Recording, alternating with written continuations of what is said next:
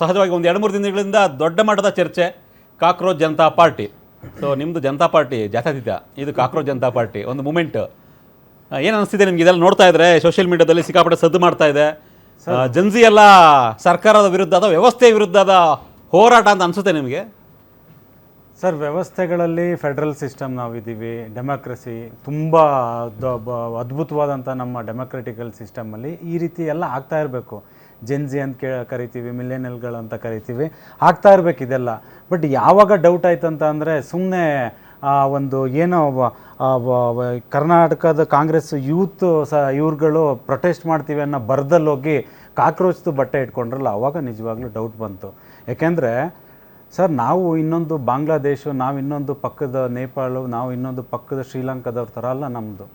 ನಾವು ತುಂಬ ದೊಡ್ಡ ಶಕ್ತಿಶಾಲಿಯಾದಂಥ ದೇಶ. ನಾವು ಯಾರೇ ರಾಜಕೀಯ ವ್ಯವಸ್ಥೆಗಳು, ಇವತ್ತು ಒಂದು ಪಕ್ಷ ಬರುತ್ತೆ, ನಾಳೆ ಇನ್ನೊಂದು ಪಕ್ಷ ಬರುತ್ತೆ. ಶ್ರೀಮತಿ ಇಂದಿರಾ ಗಾಂಧಿಯವರು ದೇಶನ ಉಕ್ಕಿನ ಮಹಿಳೆ ಅಂತ ಕರಿತಾಯಿದ್ರು. ಅವ್ರು ಏನಕ್ಕೆ ವಿದೇಶ ಪ್ರವಾಸ ಮಾಡ್ತಿದ್ರು, ಒಂದೊಂದು ಬಾರಿ ಹೋದಾಗ್ಲೂ ದೇಶಕ್ಕೆ ಏನೇನು ಕೊಡುಗೆಗಳನ್ನ ತರ್ತಿದ್ರು ಅಂತ ಎಲ್ರಿಗೂ ಗೊತ್ತಿದೆ. ಹಾಗೆ ಮನಮೋಹನ್ ಸಿಂಗ್ ಅವ್ರನ್ನ ತುಂಬ ರಾಜಕೀಯೇತರವಾಗಿ ಎಲ್ಲರೂ ಹೊಗಳಿದ್ರು. ಮನಮೋಹನ್ ಸಿಂಗ್ ಅವ್ರು ಇದ್ದಿದ್ದಕ್ಕೆ ಟ್ಯಾಕ್ಸಿ ಡ್ರೈವರ್ ಮಗ, ಕೂಲಿ ಮಾಡೋವ್ರ ಮಕ್ಕಳು, ರೈತರ ಮಕ್ಕಳು ಅಮೆರಿಕಕ್ಕೆ ಹೋಗಿ ಕೆಲಸ ಮಾಡೋಂಥ ಒಂದು ರೆವಲ್ಯೂಷನ್ ಸ್ಟಾರ್ಟ್ ಆಯಿತು 1993-94 ಅವಧಿನಲ್ಲಿ.